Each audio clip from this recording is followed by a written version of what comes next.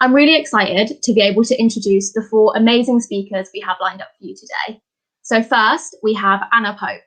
Anna is a trans activist and member of the Socialist Workers' Party, also in Manchester.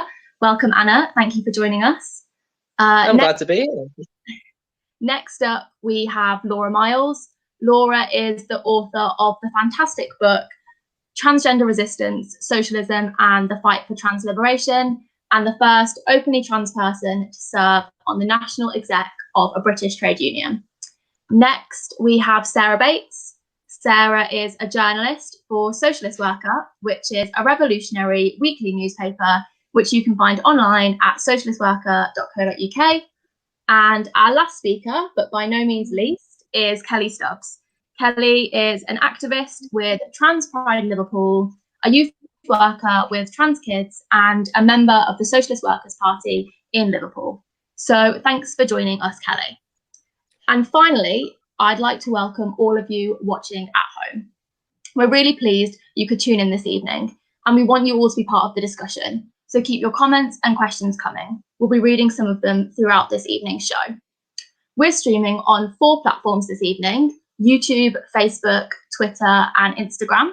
So please keep liking, commenting, and most importantly, share the stream. We want to reach as many people as possible because this is an incredibly important topic. And so it's vital that we have these discussions.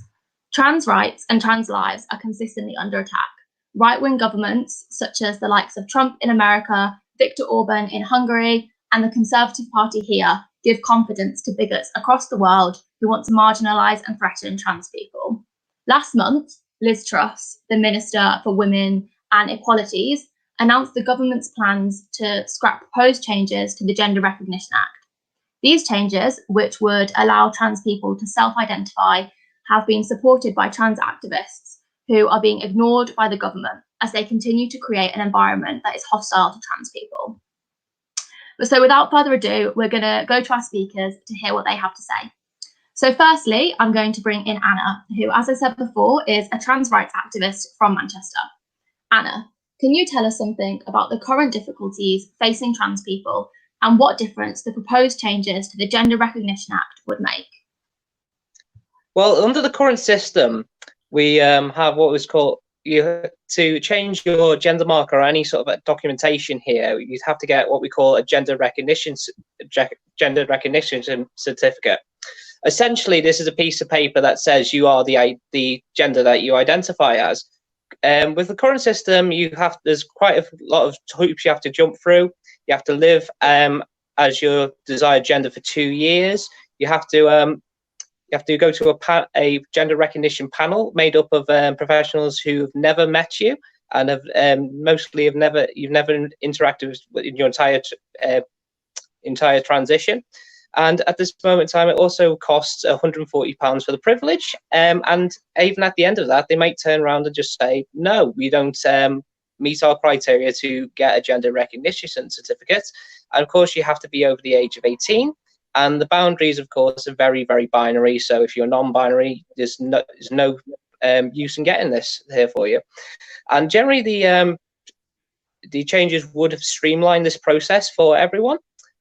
Would have made because in the consultation, a lot of trans people and people who took part in that did say that the current process is far too bureaucratic, expensive, and intrusive. And with the supposed changes as well, it meant that non-binary people could have gotten some representation, because at this moment in time there is a huge grey area when it comes to non-binary people. When it comes to any form of sort of legal representation in form of documentation, NHS paperwork or anything, it is very sort of dependent on which person you're speaking to at the time, local governments, whether your doctors will acknowledge your gender at all on any paperwork. It is completely up to them. And with this sort of these proposed changes, this would have brought things in line, and possibly, more than possibly, would have seen quite a lot of representation for non-binary people in there. Because the Gender Recognition Act itself hasn't been updated since 2004, and our understanding of gender has come quite far in that short space in that 16-year period there. So So in many ways, it did need to be updated to meet the current changes and the way that people are currently identifying in the windscape that is currently going on today there as well, especially with the proposed changes there as well. Under the current system, if I have to go for a job interview, for example, and with background checks, though, I can't have any form of identification that has my gender down on it. It's still down as male.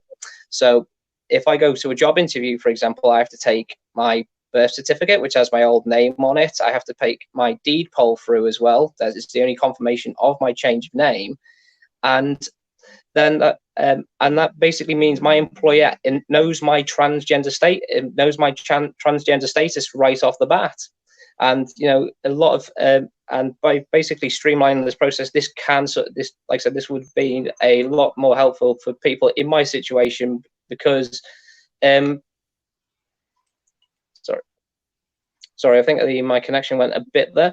This would help people in my general stand, because essentially, I wouldn't have to disclose my transgender status anytime I went to a job interview, because previously people just stealthed it, moved to a new city without announcing their transness, and that was a feasible way. But nowadays, with more visibility from trans people, we do need to sort this process out.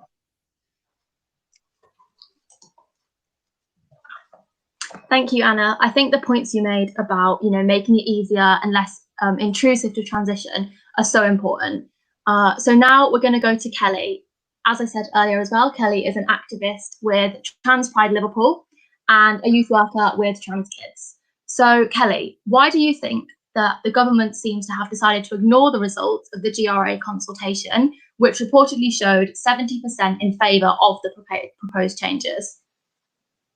Well, I think the first thing to say is that it's absolutely outrageous, the argument, the reason they've given for saying that they're going to reject the results of the consultation, because too many transgender people got involved in the consultation. If you just imagine that was applied to an election, we'd be saying that the logic of that is that we can't have the election results that can't stand because the winning side had too many people voting for them.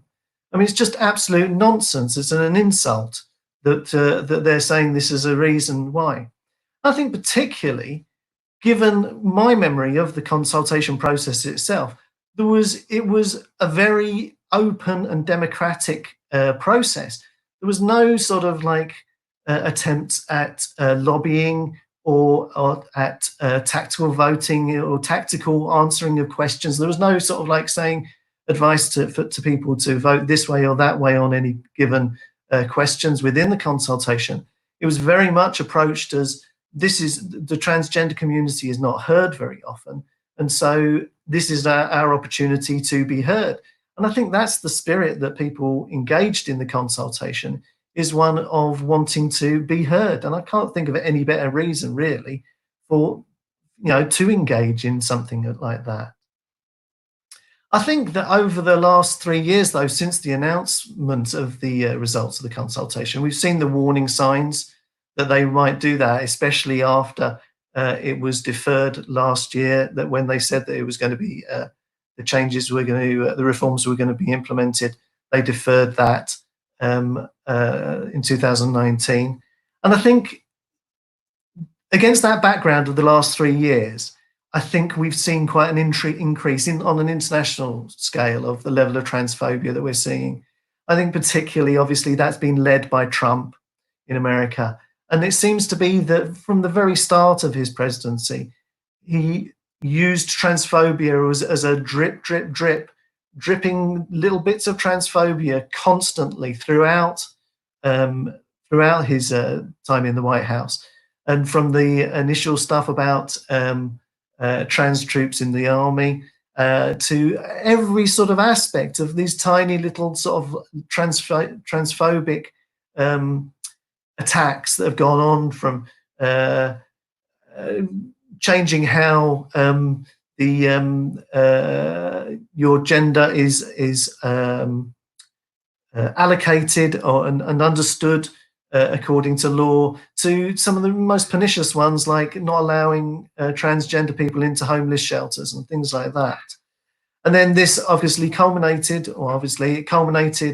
to some extent in the law passed by Orbán's government that to end legal recognition for transgender people in Hungary earlier in the year, in May, and under the sort of cover of lockdown. So against that background, it's not altogether a surprise. But I think the real icing on the cake, really, the real sort of like punchline to why it's happened now is the Black Lives Matter movement, which has thrown all sorts of establishment prejudices and things they can rely on into question. The whole status quo has been challenged with the toppling of statues and the reevaluation of all sorts of fundamental ideas about our society. I think then on top of that, there was the government, Boris Johnson's government was already on the ropes from the COVID crisis and the way they've not dealt with that very well, to say the least. And then the defiance of teachers and students and parents not sending their kids back to school has meant that the Boris Johnson wanted a victory. And in this sort of hothouse atmosphere where everyone's stuck inside their home, I think we were the easy target, and in a sense, within the home, we were the dog that was easy to kick. Thanks, Kelly. I think you're right to highlight how completely ludicrous it is to imply that too many people got involved, which is why they're not going to support it. So we're going to go back to Anna now. Anna, there are also reports that the government are proposing to roll back on current rights for trans people, such as their right to use the toilet of their choice or to use women's refuge. Why do you think that is? And what would the effect on trans people be if that happened? Well, the biggest contribution, I think, to this sort of rollback has, since the consultation was announced, there has been a huge toxic atmosphere that's been put forward by groups such as Women's Place UK and, of course, Transgender Trends, which has sort of framed the whole sort of reforms to gender recognition as some sort of attack on women as a whole, and generally sort of framed it as this idea that same-sex spaces exclusively for women are somehow will be invaded by as they put it, male-bodied transgender people in order to access these spaces for all sorts of reasons, such as to assault people and all sorts of things like that. The most heinous thing that has sort of come out of what Liz Truss has said, which is sort of the removal of healthcare from trans youth, which is very, very, very concerning. Because it doesn't really say what is going to happen to trans youth who are already in the system as such. Because she did make a point is if you're over the age of 18 and trans and living your life as peaceful as you're well about to go about your business there. When it comes to trans youth, as we all know, that despite a lot of what people may say in terms of medical intervention and things like that,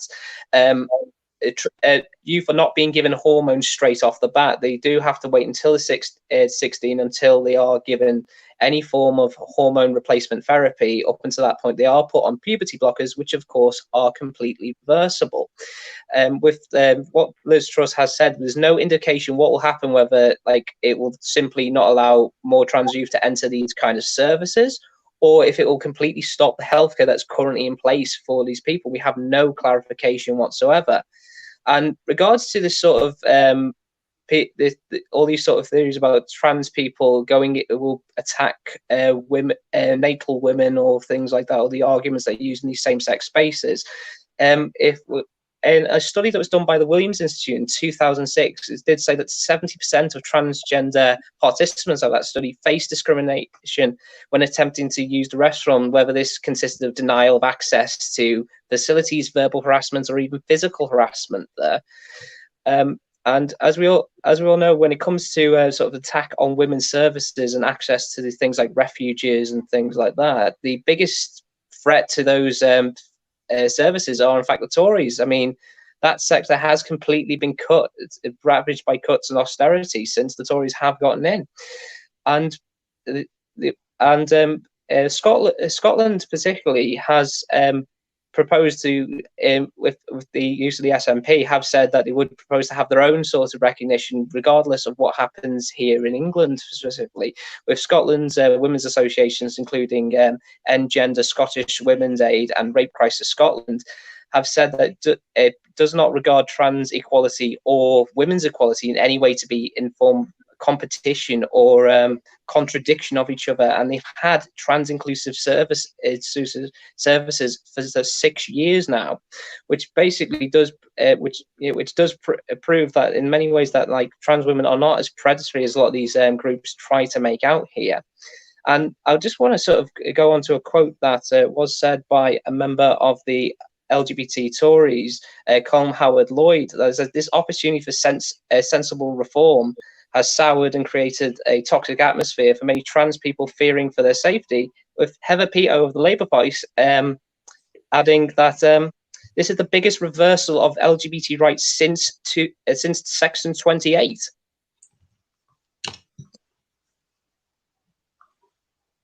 Thank you, Anna. Yeah, I think, it's really important to emphasise how this is going to have real effects on trans people in their lives, and how, how safe they are in their lives, and completely how important it is to emphasise that trans people are not the threat. The austerity that's been implemented by the Tories is.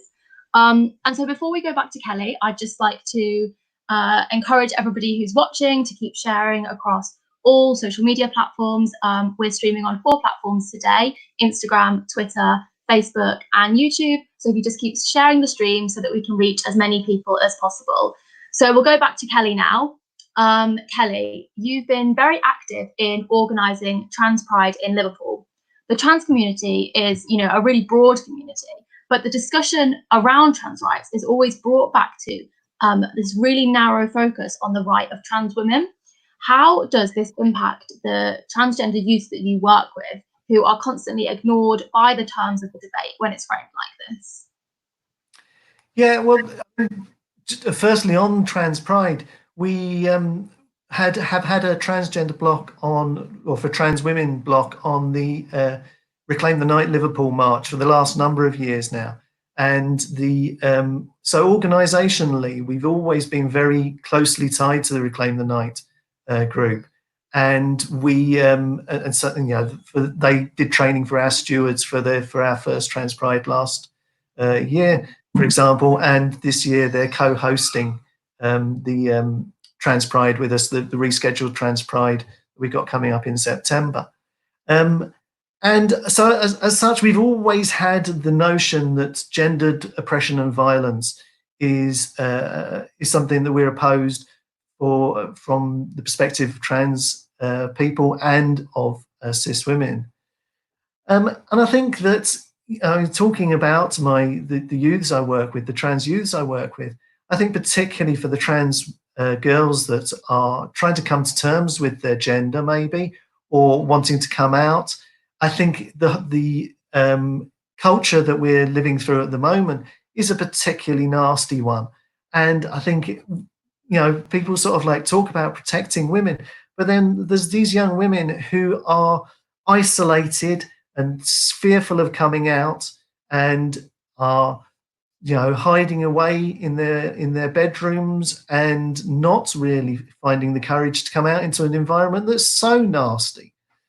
That's, all those sort of things that we come to associate with that internalization of all that sort of hatred that's going on in society is there, and self-harm and all the rest of it that's going on. But then I think that the most of the trans kids I work with actually don't identify as wholly male or wholly female. In fact, they either identify as in a fluid gender or as non-binary. And they get completely excluded from the debate when it focuses solely on trans women. But even more so, this applies to the way that trans men are affected by the debate, because trans men, part of the sort of one of the central planks of the experience of transphobia for trans men is one of invisibility, of not really existing in the public eye and not being invisible. And so actually the debate doesn't just ignore them, it actually reinforces the transphobia that trans men face already. I think that also beyond that, you know, the situation that is facing transgender kids at the moment in the current lockdown state, or the easing of the lockdown state, is worth actually thinking about as well. Because obviously we've seen all the stuff about the rise in domestic violence that's gone on as people have been forced into lockdown.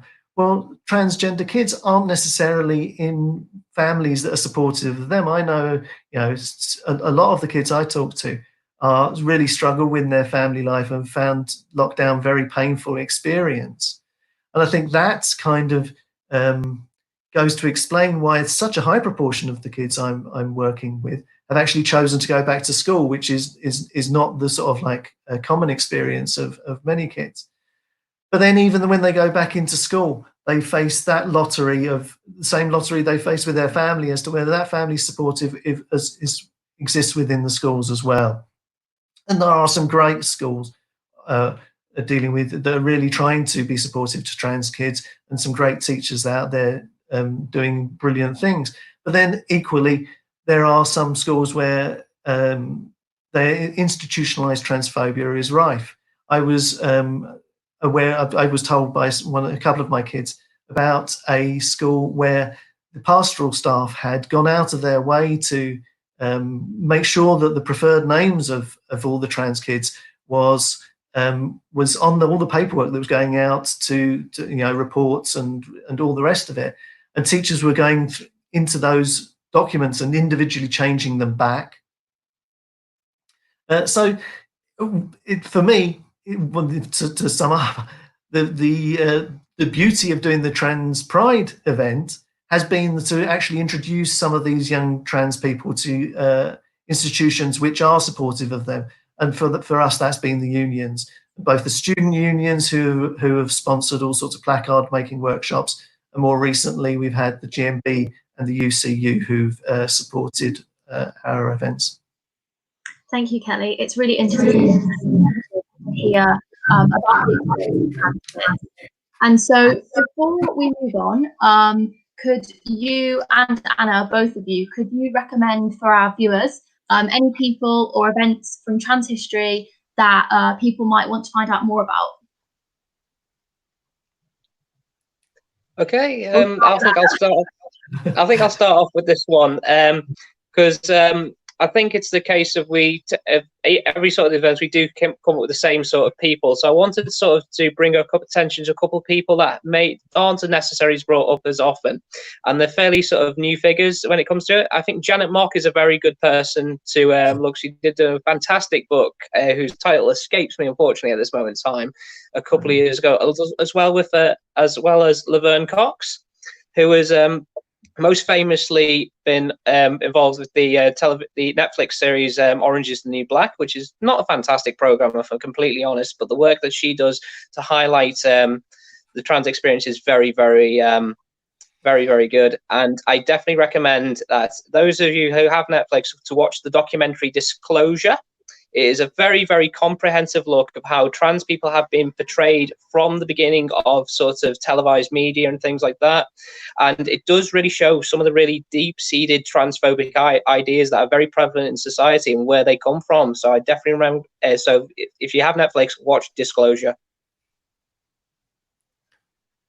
Yeah, well, the book that Anna mentions, Redefining Realness by Janet Mock, is absolutely brilliant. It was very important to me in my process of coming out. Negatively, I'm afraid, I'm going to say that one of the things that inspires me is that photo, the famous photo of the Nazis book burning. And I didn't realize until quite recently that the actual books that are being burned is the library of Dr. Magnus Hirschfeld, who was the first person to really go for a systematic understanding of the transgender community. And for me, it constantly reminds me about how our history has been repeatedly hidden and destroyed and so that we don't know as much about our communities as we should. For me, that was most evident when we were trying to do some research on molly houses, which are a cross between clubs for trans women and brothels, which it's so hard to find anything out about online.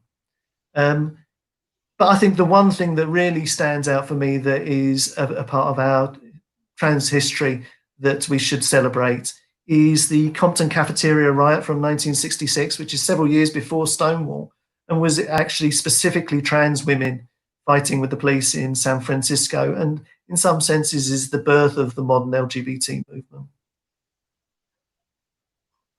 Thank you both for that. Yeah, and I'd really encourage all of our viewers to check out their recommendations. So before we move on, I just want to announce that there's around 200 people watching the live stream so far. I'd really like to encourage all our viewers to share the stream on all of your social media platforms. We're live on Instagram, Facebook, Twitter, and YouTube. Yeah, so share the stream and get the word out. Okay, so we're going to move to Laura now. As I said before, Laura is the author of this fantastic book, which I've got right here, Transgender Resistance, Socialism, and the Fight for Trans Liberation, and also the first openly trans person to serve on a British trade union national exec. So, Laura, I want to move on now to some of the bigger questions behind trans politics. You know, as Anna and Kelly have described, transphobia is being used to deny trans people's rights. What are the roots of transphobia, and where does it come from today? Thanks, Molly, and thanks, Kelly and Anna, for a really succinct and clear introduction to the problems that trans people face today. On the first part of that question, what are the roots of transphobia? I think the first thing to say is that, like racism, sexism, and homophobia, socialists don't actually accept that people are born transphobic, or that transphobia has always existed, or that it's something immutable or part of human nature. Leslie Feinberg, in their brilliant book, Transgender Rebels, which is another book I'd certainly recommend to anybody who can get hold of it, showed that in pre-class societies, gender variant expression was very often treated quite differently, favourably, to the often vicious transphobia that we see in modern capitalism. For us, I think, as socialists, we argue that oppressions arise and are maintained on the basis of material conditions in society, how things are produced and distributed, how profits are accumulated, how the ruling class tries to hang on to those profits, and so on. I think the second thing I'd say is that the development of transphobia, and actually LGBT phobia in general, was closely related to the increasing oppression and subjugation of women as class societies developed, particularly capitalism with its dominance of the nuclear family, that came to be the model really for working class people who were supposed to aspire to. Capitalism relies on the nuclear family to bear, to nurture, to socialize the next generation of profit makers, us in other words. Engels, in The Origins of the Family, Private Property and the State, in his 1884 book, showed how women were more and more controlled and subjugated as class societies, rather than the hunter-gatherer and nomadic or early pastoral societies became dominant.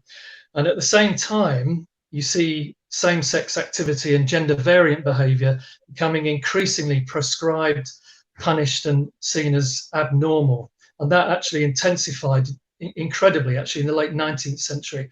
19th century capitalism's hostility to trans and gay people was exported, actually, and imposed by imperialist powers like British imperialism on colonial countries around the world as part of the sort of subjugation of those peoples, the divide and rule strategies that they used. So transphobia provides easy scapegoats, really, when needed, with the potential to divide workers and divert resistance away from those running the brutal system that we live in. And that takes us on really to the second part of the question: where does transphobia come from today? I think there are a couple of things to say here. So the first thing I'd say is that I think most transphobia comes from the top down, and from the right. people have already mentioned, I think Kelly mentioned the example of Trump in the United States. There's Brazil's Bolsonaro, there's what's happening in Putin's Russia, Hungary's Orban, and so on and so forth. And you can think also of the religious right, the transphobia of the Catholic Church, various US Christian groups, and of course, it also comes from the far right and the fascists. And all of these variously promote the defense of traditional values, the sanctity of the family, nuclear family, hostility to women's rights, multiculturalism, and so on. They promote loyalty to nation and race above class solidarity and class struggle. And all this, of course, the left and Marxism and degeneracy are the enemy. Trans and LGBT people are seen as undermining social order, normality, and generally destroying society as we know it from within. There is, however, a minority of feminists and those on the left who generally want to refer to themselves as gender critical, although they are in fact transphobic. And they're very vocal in pursuing trans-exclusionary policies, particularly here in the UK, as people have already said. Unlike the right, though, they claim to be critical of trans rights on the false assumption that they undermine women's rights. Problem is, I think this is the basic problem, I'll end on this really, the problem is that they actually fail to start from the basic socialist position of solidarity with all the oppressed, including obviously trans and non-binary people. And in practice, I think they end up providing some sort of left cover really for the right-wing transphobes that I talked about just now. And sadly, they end up on the wrong side of the history because of that, I think. Thank you, Laura. Yeah, I think you're completely right to talk about gender variant in pre-class society and to kind of emphasize the subjugation of women and how, trans people are not a threat to women. It's all part of the same fight. And so on that note, we're going to move to Sarah. Sarah is a journalist for Socialist Worker, a weekly revolutionary socialist newspaper. Sarah, the debate is being conducted in an explosive way. And, rightly, so many trans people are furious at the way people deny their right to exist. I want to ask you why some people see trans rights as a threat to women's rights. And why do you think they're wrong? Well, look, I think it's important to say that it's quite a broad church we're talking about, people who are trans-exclusionary or maybe describe themselves as trans-critical feminists. They actually argue different things completely sometimes. Some feminists argue that because trans women have been socialized differently, they have not experienced sexism. And they say that the experience of oppression is such a formative, important experience of being a woman that trans women simply don't understand. They don't have an appreciation for what it means to be a woman. Others claim to be worried that including trans women, in these spaces as women weakens the ability of other women to politically organise or to defend their jobs under equality legislation, for instance. But actually, it comes down to your political analysis of oppression. So if you see oppression as something that is rooted in biology rather than wider social conditions, that actually has implications for how you organise. So for instance, a lot of feminists think that gender is completely anchored to biological sex, and that is binary. People are either born men or they are born women, and this cannot change throughout a person's life. And they also believe that we live in a society where men oppress women. So using this analysis, it follows that some feminists, some activists think trans women not only sit outside the experience of womanhood, but they actively contribute to oppressing women. But for others, they argue that trans women pose a threat to other women if they are part of gender-specific spaces. They argue that because violence from men is at epidemic proportions, trans women being in these spaces actively puts other women at risk. Other speakers have talked about the way that this sort of takes the form, talking about domestic violence refuges, toilets, sometimes it comes up in prisons and so on. But I think people who hold these views are wrong I don't think trans rights and welcoming trans women into women's spaces puts women's rights or women themselves at risk. Let's talk about the concrete. Changes to the Gender Recognition Act don't undermine women's existing rights under law. You know, let's talk about domestic violence refuges. Other people have talked about, and I think Anna talked about how in reality, these services are threatened by vast underfunding of the sector, particularly in the last decade of Tory austerity. And this is happening in a background of a society that doesn't take intimate partner violence or domestic abuse seriously, actually regardless of who the victim is. But more broadly, I want to argue that it's wrong to counteroppose the liberation of two oppressed groups against each other. When an oppressed group fights for liberation, it actively helps other oppressed groups because a rising tide raises all boats. And when the broadest possible coalition of people fight back together, it not only builds a sense of solidarity and unity within our class, but it also gives us the best chance of success. So instead of attacking trans women over the question of toilets, you know, refuges and so on, feminists should unite with them to create material better conditions for everyone. Fighting together for better refuge services, for example, points the blame at the real culprits, and any benefits of the campaign will materially benefit women. You know, campaigning against or campaigning for safe, accessible and free toilets and hygiene facilities, this benefits all women, doesn't it? You know, rather than police whether trans women are allowed to enter them. But just to finish, trans critical and exclusionary feminists can fall into a trap of seeing the experience of womanhood as actually being something universal. So I've heard people talk, you know, crudely in the past about how menstruation or having children is a sort of cornerstone experience of being a woman. But many women don't have periods or have children for a variety of reasons. Such a biologically based fundamentalist view of gender, oppression and womanhood threatens to erase the wide spectrum of human experience. Trans people are not a threat to women's rights.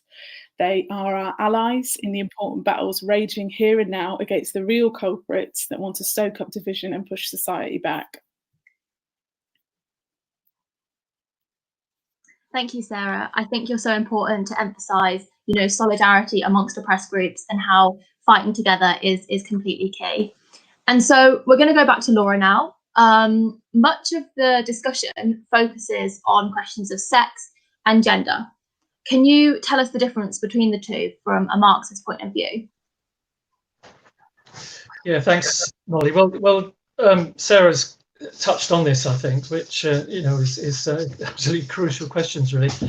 I mean, the fact is that despite beliefs to the contrary, modern scientific understanding backs the view that sex is neither simple nor easily defined. It's certainly not correct to say, as I think some, you know, second wave feminists still do, really, that sex is biological and gender is cultural. And this is, I think, as Sarah said, quite, you know, it's too binary, it's too simplistic, it's certainly non-Marxist in its approach. It wrongly abstracts biological aspects of sex from the social relations of power and class in society, in capitalism. Actually, even just trying to define sex becomes problematic. You know, are you going to define it by genes, by the presence of gonads, by secondary sexual characteristics, by hormones, or what? What if these don't align? What if a body contains both male and female cells, as some modern science you know, suggests? Sex is you know, clearly not purely biological. In my book, actually, I tried to sum this up. I'll just quote this.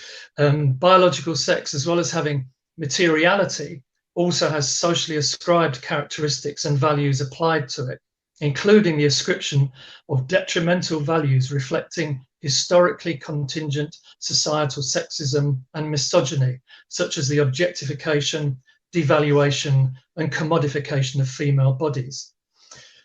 When it comes to gender, that also is not simple.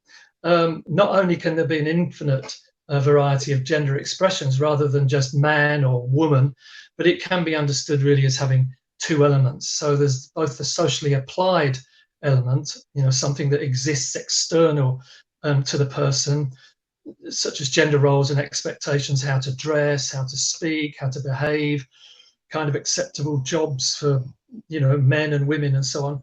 But there's also an internal sense of gender self, I think, which is what we describe as gender identity. And actually many transphobic and gender critical people deny the reality of gender identity. And I think in doing this, that actually amounts to an erasure of trans and non-binary realities. I described gender identity in the book as an outcome of interactions between a person's self-perceived body, their biological sex, including in some cases their deep unease about this, the social perception of their body in the eyes of others, social factors like gender values and expectations, and also the person's development as a sexual being with sexual attractions and sexual needs. In other words, their sexuality. So it's a much more complex situation than the rather simplistic approach of some feminists. Thank you, Laura.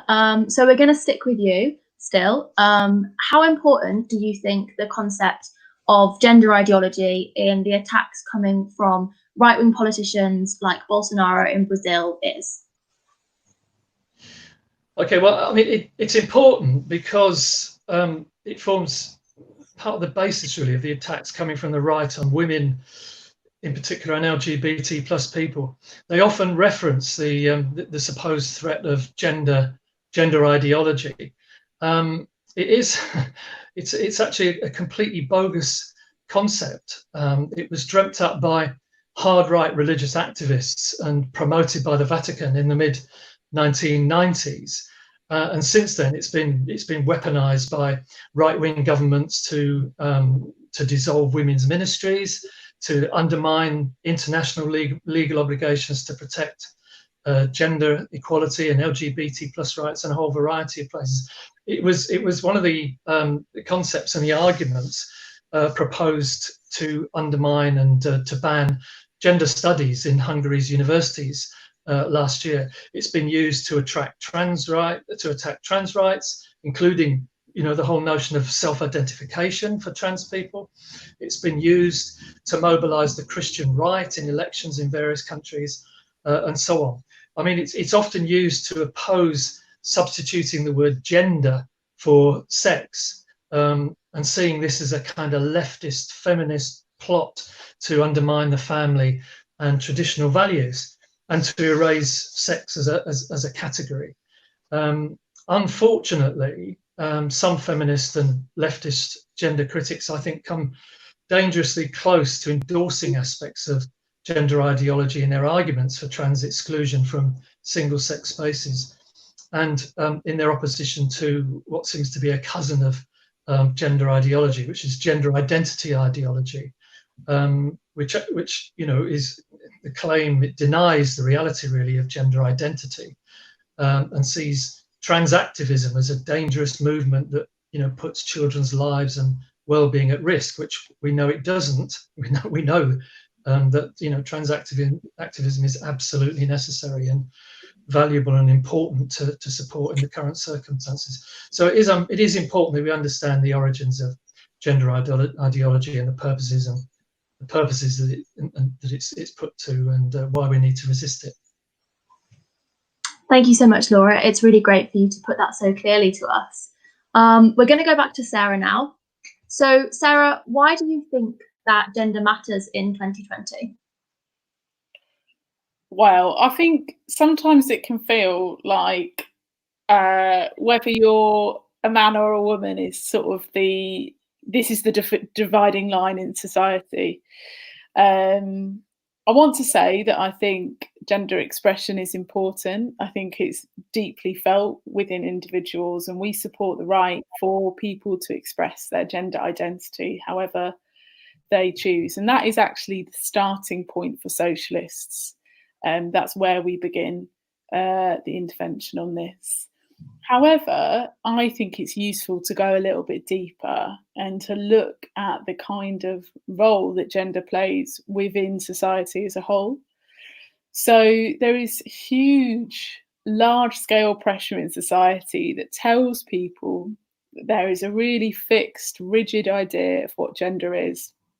And these kind of so-called masculine or feminine traits are a result of biological differences between individuals. And this begins from birth. You know, research shows that people hold newborn babies differently if they're told that the baby is a boy or a girl. Or if you look at a toy shop, you kind of get pink aisles and blue aisles, don't you, for, you know, whether you're buying a girl toy or a boy toy, and very little in between. So this carries right through people's lives. You know, it shapes everything, you know, all your schooling experiences, what university courses people pick, you know, what jobs people end up into, and so on. And we are told all sorts of lies about what women are supposed to be like or behave like. And we are told that this is because our brains are wired in a certain way or our hormones rule the roost. But there is far more biological commonality between men and women than there are differences. And socialists say that ideas about gender within class society have developed as a direct result of the productive and reproductive needs of that society. Differences between men and women aren't in babies' heads when they're born. They are there because they are relentlessly pushed from the top of society. And this is because the institution of the nuclear family plays a critical role in class society. Bosses and those at the top of society push back on any perceived threat to the idea of the perfect family or so-called kind of family values. It is hugely beneficial to those at the top of society that working class women undertake caring roles, both paid and unpaid. Women and men, but mostly women, raise children into adulthood, healthy, educated, and with the necessary social skills to be productive workers. All this is done at very little cost to the state. Yet it is the ruling class that reaps the benefit and the profits from this process. So ideas about, you know, what a women's place in society under capitalism and class society more broadly flow from this dynamic, you know, and the idea and the reality of women's responsibility as primary caregivers. It's not a new phenomenon. Class society created the family unit, similar to how we know it today. You know, as class society arose, whether you are a man or a woman or were a man or a woman began to matter for the first time. I think it is possible to have both materialist explanation about how ideas around gender developed alongside fighting for the rights of trans people today.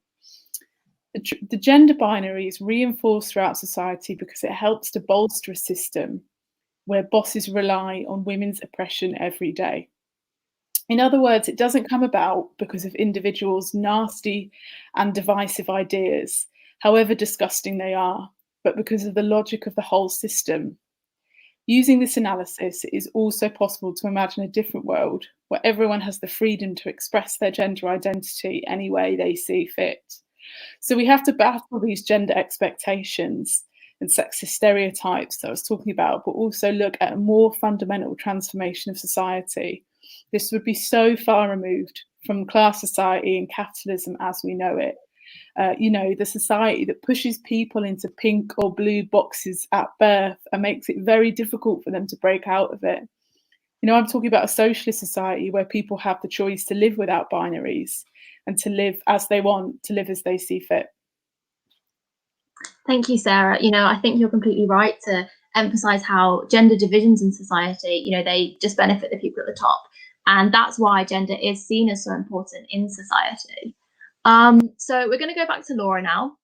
Laura, how important do you think it is for the right of people to freely express their gender identity in the struggle for full liberation for all, whether that's based on sex, gender identity, race, and so on? And what does Marxism have to offer us in this fight? Thanks, Molly. And I'm going to really, I guess, pick up on what Sarah was saying really, and develop that, because I think that's absolutely crucial. I think that the free expression of gender identity is certainly, it's a hallmark. It would be a hallmark really of true trans liberation. If it's to really mean something, I think if you talk to most trans people, most non-binary people, I think they would say it's not enough to just be in a society where you're tolerated or where you're celebrated, once a year at prides and so on. And what we need is a society that truly respects people's gender identities and values all varieties of gender expression. And the reality is, as other people have said, that is never going to be the case in capitalism.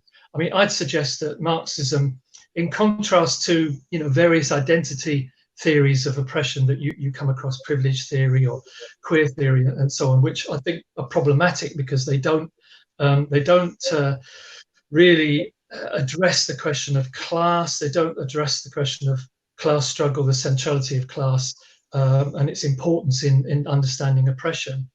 I think if you move from those theories, Marxism offers us a powerful tool really to understand why transphobia exists, to see it as part of the totality of capitalist socialist social relations, whose purpose obviously is to maximize profit from our labor power. I think Marxism can also offer us insights into how our oppression can be fought through collective action, through building united fronts and so on, by the oppressed and working class in general in our workplaces, our communities and on our streets. A Marxist understanding, I think, of oppression allows us to see that while some rights and reforms might be won through struggle within capitalism, these are always contingent and threatened by crises, the kind of crises that we're in now, which is likely to get worse in coming weeks and months. And there are always attempts to roll them back by right-wing governments, especially in times of crisis, and of course by threatened by the growth of the far right as well. Oppression, including obviously transphobia, is endemic to the capitalist system. If you want to fight transphobia and you want to fight homophobia, you have to fight capitalism. If you want to fight capitalism, you have to embrace and offer full solidarity to the fight against transphobia. That I think is the essence of the socialist and the Marxist position. And Marxists have a proud history of fighting for and supporting LGBT plus rights. And if you go back to the 1917 Russian Revolution, the revolution put Lenin's insistence that revolutionaries must be the tribunes of the oppressed into practice by decriminalizing homosexuality within weeks of the revolution, despite having to also fight a civil war. They introduced a new penal code in 1922 that said people's sexual behaviour is no business of the state so long as no one is being harmed, which I think is a fundamental socialist position. So I think Marxism offers us both the tools to understand the violent, unequal and destructive system that we live in, as well as a vision of a very different society based on genuine democracy, full equality and production for need, not for profit. But I guess the kind of final point here is that resisting attacks and winning changes requires effective organisation and maximum unity on our side. Right now, that means, I think, being part of building the biggest possible campaign over the Gender Recognition Act amendments, linking that to trade unions and so on. Winning revolutionary changes requires that we build revolutionary organisation, and that we need to do really urgently. There's no exaggeration to say that doing this is actually now an existential question for the working class, for the environment, and for the future of the planet. So I'll just finish with saying that I think if we're to avoid the barbarism that the revolutionary leader Rosa Luxemburg described as the inevitable alternative to socialism, then we need to crack on, frankly, building the biggest and most effective resistance, not just to the attacks on trans people, but to the dire situation that the whole working class faces. And that means building the biggest and the most effective socialist organisation. It's an essential task, I think, for us, that something that trans and non-binary people can play crucial roles in. So the prize is transgender liberation, but it's also human liberation. in a socialist society, and that is a prize worth fighting for. Thank you, Laura. That was absolutely fantastic and completely emphasises why we need a complete restructuring of society to get rid of capitalism and be able to get rid of oppression. And so I want to say a massive thank you to all of our speakers today, to Laura, Anna, Kelly, and Sarah. Thanks so much to all of you for joining us, and to all of you at home for watching and giving us your fantastic comments and questions throughout the discussion. We've loved reading them on Facebook and YouTube, Twitter and Instagram. You know, you can keep commenting them on Facebook, Instagram and Twitter after we've ended the live, and make sure you keep sharing the link to the video. You'll still be able to watch it after the live stream is over. But just before we end this week's live stream, I have a few quick announcements to make. So as I mentioned at the beginning, Laura is the author of this fantastic book, Transgender Resistance, Socialism and the Fight for Trans Liberation. I would thoroughly recommend that everybody reads it. It's really, really good. And you can get this book and many other really great titles from Bookmarks, the Socialist Bookshop. You can head over to their website, which is bookmarksbookshop.co.uk. There's a link on the screen there. You know, Bookmarks is an independent socialist bookshop. They're currently closed to the public because of the pandemic, but you can still order online, and I'd really encourage you to go and support them by buying a book. And secondly, I'd like to echo what Laura was saying about the importance of building an organisation like the Socialist Workers' Party. You know, we've discussed today about how trans people are facing massive oppression in society, but we should also highlight the resistance there's been to this. I'm sure that people will have seen the multiple protests that took place across the UK against the government's response to the Gender Recognition Act. But it's not just around trans rights where there is widespread resistance at the moment. The Black Lives Matter protests, which have swept the globe, people standing up against the very real threat of climate change, and how communities have organised throughout the COVID crisis. And it's important to recognise that these issues are not separate. You know, the system that allows the death of George Floyd is the same system that allows 100 companies to cause 70% of climate change. And it's the same system that marginalises our trans siblings. And we know that that system is capitalism. And so we need to be organised to fight against it.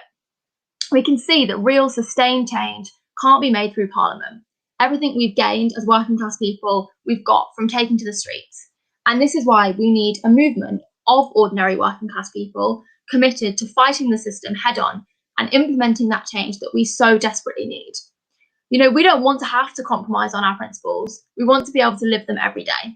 And that's what we do in the Socialist Workers' Party. So I'd really encourage you to join on the link below and get active, get organised, because that is what we need if we really want to build a better world and make a difference. And so once again, I'd like to thank all of our speakers and everyone who's been watching from home. I really hope you enjoyed this week's live stream, and we'll see you next week for more fantastic discussion.